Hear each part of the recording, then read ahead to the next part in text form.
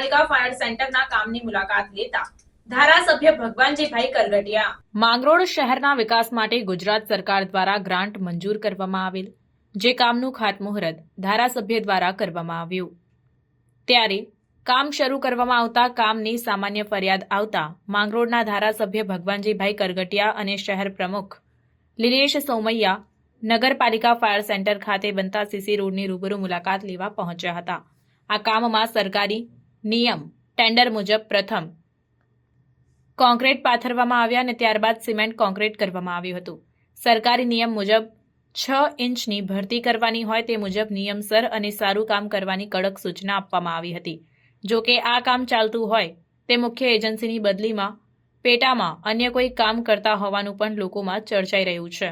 જો નબળું કામ થશે કે કંઈ પણ ગોલમાલ હશે તો નિયમ મુજબ મુખ્ય એજન્સી બ્લેકલિસ્ટમાં જશે તેવી માહિતી પણ આપવામાં આવી। આજ રોજ માંગરોળ નગરપાલિકા દ્વારા ફાયર સ્ટેશનની અંદર જે સીસી રોડનું કામ ચાલી રહ્યું છે એને જોવા માટે શહેર ભાજપ પ્રમુખ નિલેશભાઈ અને અમારી ટીમ દ્વારા આજે નિરીક્ષણ કર્યું। ખૂબ સારી રીતે કામ થઈ રહ્યું છે। જે કંઈ નાના મોટા કંઈ સુધારા કરવાના છે એની કોન્ટ્રાક્ટરને સૂચનામાં આપવામાં આવી અને કામ ઝડપથી પૂરું થાય અને સારું કામ થાય એવું સૂચના આપી છે।